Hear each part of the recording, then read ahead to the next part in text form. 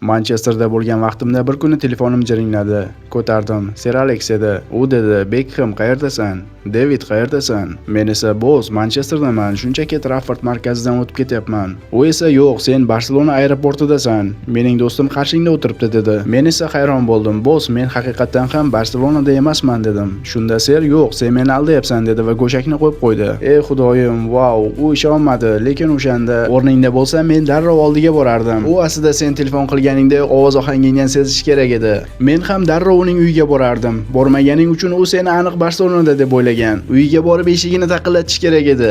Lekin o'sha paytda ayolim Victoria Spice Girl guruhi bilan konsertda edi. Ular taxminan 4-5 hafta Dublinda bo'lardi. Keyin jahl ustida hech kimga aytmasdan bir kecha Victoria'ni ko'rishga uchdim. Chunki ertasiga dam olish kunimiz edi. Reynerdami?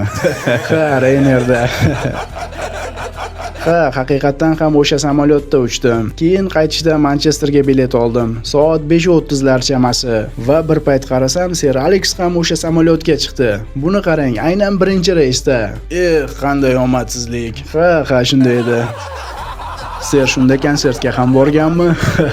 Qanday ajoyib kecha edi.